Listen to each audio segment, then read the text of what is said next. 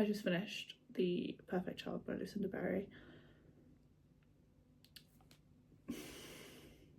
I enjoyed it,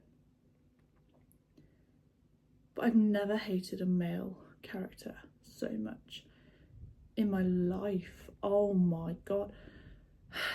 If you're planning on reading this book, prepare yourself for there not to be an ending, first of all, and secondly, for the husband to drive you insane.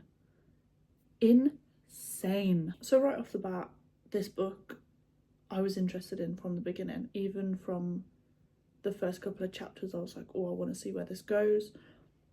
Very gripping start, and it felt that way throughout the majority of the book. Like, I just always wanted to read on. The book itself is about a 6-year-old child who gets brought into this hospital, and she gets adopted by these 2 doctors, but they learn very quickly that the child is dealing with trauma in certain ways. I don't want to spoil it, so I'm going to go about this as if to be like, I don't want to say too much. But they adopt this child and things start going badly. I thought this book was going to be like Orphan, you know, the film where she's an adult but looks like a child. That is not the case, but that is what I was assuming. But no, it's nothing like that at all. I really enjoyed this book. Trigger warnings, I will include them. There is trigger warnings for child abuse, for animal abuse, and animal death.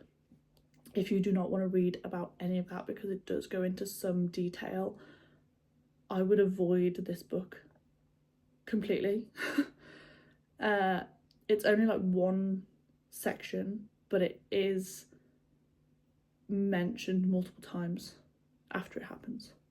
So I would avoid it if that is something you really don't want to read, because it does go into detail about it. Also, like to point out that the child abuse is very heavy in this book. It is the main theme right off the bat. So again, if that's something you don't want to read, stay far away from this book. It's very graphic in that sort of sense. When she first gets brought into the hospital, it goes into detail about her injuries and what happened to her. So to begin with, first point, I hated the husband.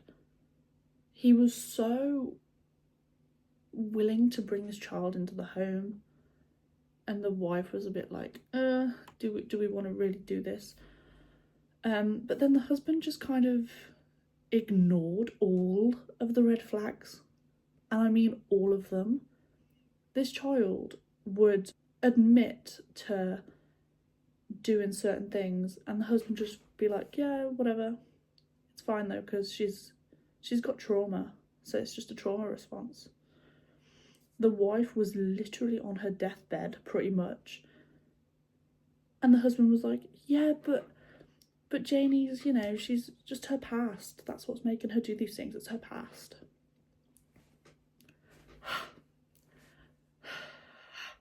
The main issues I have with this book is the husband and the ending. The ending was very anticlimactic, and I just wanted more. It just came to an abrupt end, and it was a bit like, are they going to tell us the rest of the story? So that knocks off 2 stars for me, the husband and the ending. So overall, I rated this book 3 stars. There were a few things that I noticed while listening to the audiobook. There was a part of the book where I'm pretty sure, I'm not, because it makes me doubt myself. I am 90% sure during the start of the book, Janie is crying and makes herself throw up, because, like, to make the other feel guilty. But then later on in the book, she does it again, but the husband's like, she's never done that before, so she must be feeling awful. But it's like, she has done it before, hasn't she? I'm sure she did. That might just be me misremembering. But there were a couple times in the book where I was like, you're contradicting yourself. That has happened. I don't know. maybe I am going mad. Say give this book a chance if there is something that you're interested in. But I am going to put a spoiler warning here now. Leave if you don't want to hear any more. I want to go more into the husband and what annoyed me. So, the cat. She admits to killing the cat. And he's like, yeah, okay, whatever. She says that she likes to see people cry. She likes hurting people. She nearly killed the mom by biting her breast. And he's like, yeah, it's fine. You know, I love Janie. It's all goods in the world. And then he finds all the photo albums with the mom's face scribbled out and cut out or whatever she did. Does that not raise alarm bells? He's a doctor. How is he this stupid? How? I also found it really weird how he was so insistent on having her in the house. Like, he was kind of pushy getting her back in the house after she'd been in the hospital. I don't know, it just, all throughout the book he was a bit too attached to her, and I don't understand why. Like, I get that they thought that she had been abused and, you know, tied up or whatever. But she did kill a cat and a person. Whoa, hang on. Who killed her mom's sister? Janie literally drove the mom to psychosis. And her husband was still pressuring her sister to take Janie in. The auntie was like, no, we don't want her.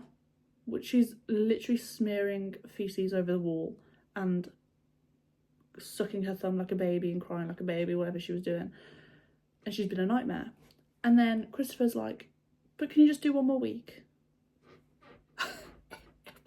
If I was given a child to look after and they started smearing shit on the wall, what is going on? No, but other than that, I really enjoyed it. I thought the ending was a letdown. Process of editing this video, and I just had another thought. So throughout the entire book, Piper says to the police investigator, private investigator, whatever they are, that her, Christopher and Hannah are like family. Nowhere in the book does it display this. And I don't know if I just completely missed it, but all of their interactions just seem friend-like. So I don't know, like, how their relationship is, whether I just missed it and Piper was saying that to lie. I don't know, am I just being stupid? But to me it just seemed like they were friends, like they just worked, like she worked with them. But to say multiple times in the book that they're like family, it didn't make sense. Anyway, I thought the ending was the biggest letdown because I needed more answers. Because then obviously in the end they found out that Janie actually was a psychotic child and it wasn't the mom that was abusing her. But we didn't get any more backstory other than that, and we don't know what happened to Chris and... oh my god, what's her name? I literally finished the book like an hour ago. Oh my god, what's her name? Hannah. We don't know what happens to them. We don't know what happens to anybody. But yeah, I feel like there could be another book. Like, what happens to Janie? Does she stay in the home? Does she get, you know...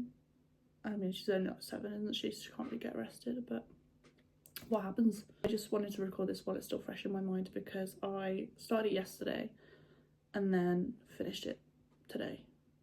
I was actually at work, like, I need to finish this book, please don't talk to me.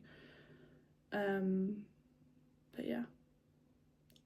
It's the first book I've read by her, and it won't be the last because apart from the insufferable husband, it wasn't too bad. I've downloaded another one they are included with Kindle Unlimited, and the audiobooks are included with Kindle Unlimited as well. So if you were interested, yeah. But that's all for this video.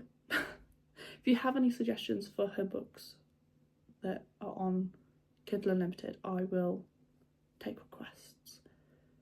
But yeah, I think the one I downloaded was called The Best of Friends or something. I didn't really look. But yeah, that's all for this video. Thanks for watching. I'll see you in the next rant that I have.